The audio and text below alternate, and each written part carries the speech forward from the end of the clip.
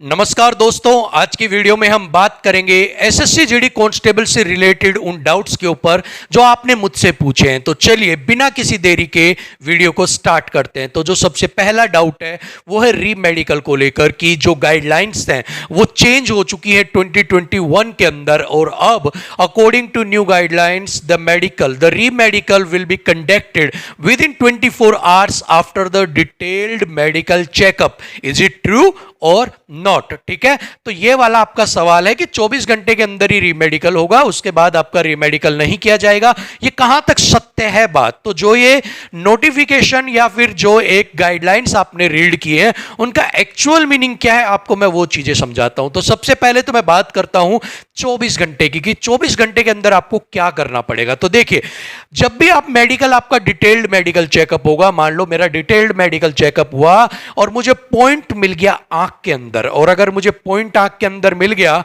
तो मुझे उस पॉइंट को क्लियर करवाना पड़ेगा, और अगर उस पॉइंट को क्लियर करवाना है तो उसके लिए मुझे अपील करनी पड़ेगी, और अपील करने के लिए एक फॉर्म आता है एनेक्सा 1 का, और ये वाला फॉर्म फिल करके मुझे देना होता है, और ये वाला कब देना होता है? विद इन 24 आवर्स के अंदर। ठीक है, सो अगर मुझे डिटेल्ड मेडिकल चेकअप के अंदर, डीएमसी के अंदर अगर मुझे कोई पॉइंट मिल गया है तो मुझे विद इन 24 आवर्स के अंदर एनेक्सा 1 का फॉर्म फिल करके अपील करनी होगी फॉर री मेडिकल के लिए। ठीक है, तो 24 घंटे के अंदर जो उसमें लिखा हुआ है वो है कि आपको ये फॉर्म फिल करना है और इससे आप अपील करनी है 24 घंटे के अंदर। अगर आप नहीं करते हैं तो आपको क्या कर दिया जाएगा? आपकी अपील को नहीं माना जाएगा। ठीक है, पहली बात। अब दूसरी बात आती है, क्या जो मेडिकल है वो भी आपका अगले दिन ही होगा, उसके बाद आपको चांस नहीं मिलेगा? तो देखिए, इंग्लिश के अंदर एक वर्ड है जिसका जो है प्रेफरेबली। ठीक है, वो नोटिफिकेशन के अंदर भी यूज हुआ है। वो वर्ड क्या है आपका? प्रेफरेबली। ठीक है, प्रेफरेबली। ठीक है, प्रेफरेबली एक इंग्लिश का वर्ड है जिसका मतलब होता है आइडियली। आइडियली का मतलब आप ऐसे सोच सकते हो कि मान लो मुझे एक बिल्डिंग बनानी है। ठीक है, मैं एक बिल्डिंग बनाता हूं और बिल्डिंग में कॉन्ट्रैक्टर मुझे कहता है कि इस बिल्डिंग के लिए 15 दिन लगेंगे अगर हम काम को स्टार्ट करते हैं, और मैं उसको कहता हूं preferably we will start the work from tomorrow. ठीक है, कि हम प्रेफरेबली हम काम को कल से स्टार्ट कर देंगे। ठीक है, मतलब आइडियली कि मेरा एक विचार है कि मैं कल से काम को स्टार्ट कर दूंगा। सेम वर्ड यहां पर नोटिफिकेशन में यूज करने का मतलब क्या है कि आपके जो री मेडिकल हैं वो आपके नेक्स्ट डे से प्रेफरेबली आइडियली स्टार्ट हो जाएंगे। अब ये कैसे हो जाएंगे आप ये देखिए।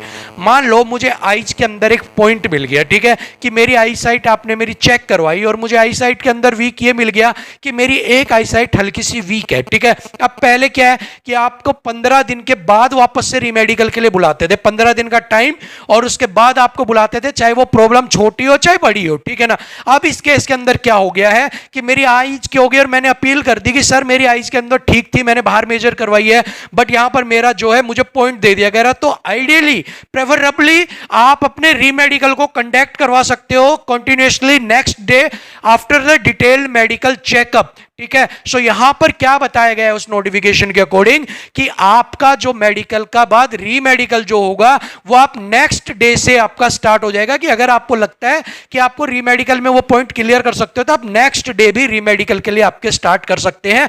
बट इन सम केसेस के अंदर अगर आपका कुछ केस ऐसे, फॉर एग्जांपल एक लड़की आती है उसके अंदर हेमोग्लोबिन कम है, ठीक है, एचबी कम है, अब अगर उसको बोला जाता है कि आपको पॉइंट में दे रहा हूं आपके अंदर हेमोग्लोबिन कम है, अब आपको करना क्या है? जाओ और अपने अगले दिन आपको रीमेडिकल दो, आपको खून को बढ़ना चाहिए। देन वो क्या करेगी? वो किसी के मतलब, अब वो ड्रैकुला तो है नहीं, गर्दन पकड़ी और उस पर अपने दांत लगाए, खून पी गया, और अगले दिन उसने जाके कहा कि sir check my haemoglobin is now 14 from 12 to 14। ठीक है, तो वो मेडिकल पॉइंट क्लियर हो गया। ठीक है ना, in some cases, some particular cases के अंदर अगर उनको लगता है कि आपका जो मेडिकल में पॉइंट ऐसा है जो इस पे आपको ज्यादा टाइम की जरूरत नहीं है, देन नेक्स्ट डे से प्रोबेबली आपका क्या हो जाएगा? प्रेफरेबली आपका रीमेडिकल आपका शेड्यूल कर सकते हैं, पहली बात। ठीक है, तो जिन केसेस के अंदर अगर आपको लगता है कि आपको टाइम की थोड़ी बहुत जरूरत है वहां पर आपको टाइम पक्का दिया जाएगा, इसमें कोई भी आपका संशय नहीं है। होप सो आपका रीमेडिकल वाला डाउट क्लियर हो गया होगा, और अगर अब भी किसी को डाउट है तो भाई वो नोटिफिकेशन आप किसी भी एक इंग्लिश के ज्ञाता आदमी से आप पढ़वा सकते हैं या खुद भी उसे पढ़ सकते हैं, क्योंकि आप सभी लोग इंटेलिजेंट हैं। बट एक्चुअल मीनिंग उसका क्या था वो यहां पर मैंने आपको समझा दिया है। बाकी आप मेडिकल पे जाओगे तो आपको खुद भी पता लग जाएगा कि हाँ सर ने सही बात हमारी बोली थी। ठीक है, चलिए अगला, हथेली में बंद करने पे पसीना आता है, क्या हमें बाहर कर दिया जाएगा या नहीं किया जाएगा? तो देखिए दो केस होते हैं, एक होता है आर्मी, एक होगा एसएससी जीडी। अगर आप आर्मी की तैयारी कर रहे होते और अगर आपके हाथ पे पसीना आ रहा होता then definitely you will be out, ठीक है, आपको बाहर कर दिया जाता।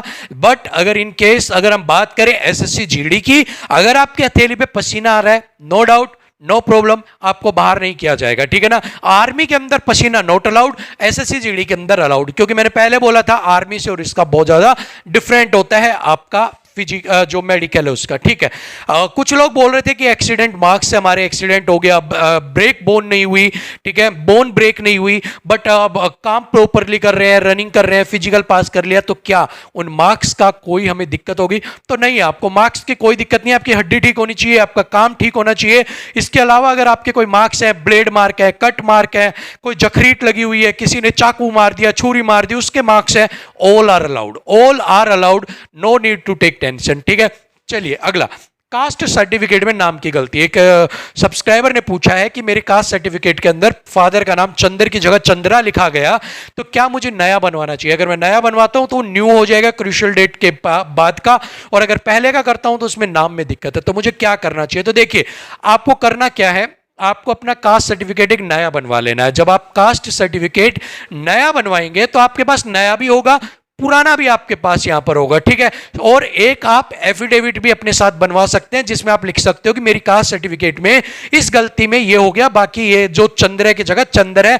आपके पास 3 डॉक्यूमेंट हो गए, एक नया हो गया, पुराना हो गया, एफिडेविट हो गया। सबसे पहले आपको वहां पर पुराने वाला लगाना है। अगर वो बोलते हैं कि इसमें कुछ गड़बड़ है तो आप एफिडेविट लगाइए। एफिडेविट के बाद अगर वो बोलते हैं कि नया बनवा के लेके आओ तो आप नया दे देना, ठीक है। और अगर काम चल जाता है तो बहुत बढ़िया बात है, आपके पास तीनों डॉक्यूमेंट्स होंगे, आपको टेंशन लेने की जरूरत नहीं है। अगला सवाल, दांत टूटा हुआ है क्या करें? अब देखिए अभी जो आपके दांत चेक होते हैं ना वो अप्रोक्सीमेट 28 के करीब आपके दांत चेक होते हैं, ठीक है। 28 के करीब आपके जो दांत है वो कंप्लीट होने चाहिए आपके मुंह के अंदर, ठीक है। अगर 28 दांत कंप्लीट है, एक आधा दांत अगर आपका टूटा हुआ है, एक आधा दांत गला हुआ है, एक आधा दांत सड़ा हुआ है, तो आपको कोई भी दिक्कत नहीं है, आपका चल जाएगा, टेंशन लेने की जरूरत नहीं है। और इसी के साथ अगला सवाल है NCC certificates. Many of students ask कि सर एनसीसी सर्टिफिकेट्स के ऊपर आप नहीं बोलते हैं। सवाल क्या है एनसीसी सर्टिफिकेट के ऊपर, क्या एनसीसी सर्टिफिकेट क्रूशियल डेट के बाद का चलेगा? तो क्या आप बेनिफिट क्रूशियल डेट के बाद में ले रहे हैं या मार्क्स जो है वो आपके ऐड हो चुके हैं? तो ये सारी चीजें आपकी डिपेंड करती हैं कि अगर आपके मार्क्स, क्या होता है देखिए, अगर आपके नंबर ऐड हो चुके होते हैं पहले, ठीक है, मतलब कि जब आपका कंप्यूटर बेस्ड रिजल्ट आता है और आपके नंबर ऐड होके आते हैं तो आपको क्रूशियल डेट के पहले का चाहिएगा। अगर आपके नंबर फाइनल मेरिट में ऐड होके आते हैं, मान लो कि जो फाइनल मेडिकल के बाद लगेगी उसमें ऐड होके आते हैं, तो आपका क्रूशियल डेट के बाद का भी चल जाएगा। लेकिन मोस्ट प्रोबेबली एनसीसी सर्टिफिकेट्स में बेटर यही रहता है कि जब आप फॉर्म फिल कर रहे हो उससे पहले आपके पास सर्टिफिकेट हो तो ठीक है। लेकिन बहुत सारी बार ऐसा देखा गया है जिन भी बच्चों के बाद क्रूशियल डेट के बाद के थे उनके भी एनसीसी का बेनिफिट उनको मिला है, उनकी सर्टिफिकेट्स बाद में ऐड कर ली गई है। सो यहां पर एनसीसी को लेकर कोई बहुत बड़ा रोला रपड़ा नहीं होने वाला है। आपके पास सर्टिफिकेट होनी चाहिए, अगर आपके पास सर्टिफिकेट है देन ओके, आपको फिर कोई टेंशन की जरूरत नहीं है। चलिए अगला, बहुत सारे बच्चे बोल रहे हैं सफेद दाग हो रहे हैं, हमें क्या करना चाहिए? अगर आपके पास सफेद दाग है तो कोई दिक्कत नहीं है, दाग वगैरह, ब्लैक स्पॉट हो गया, व्हाइट स्पॉट हो गया, इस तरह की चीजें जो हैं वो मैं स्पेशलिस्ट से बात करने के बाद आपको उनको पॉइंट फ्री वो कर देते हैं। अगर पॉइंट मिल भी गया तो रीमेडिकल में वो उसको बात करने के बाद दूसरा जो ऑफिसर आता है, स्पेशलिस्ट आता है, वो उसको पॉइंट फ्री कर देता है, घबराने की आपको जरूरत नहीं है। ओवरवेट अलाउड या नहीं, बहुत बड़ा सवाल कि हम ओवरवेट हैं, हमें बाहर तो नहीं करेंगे।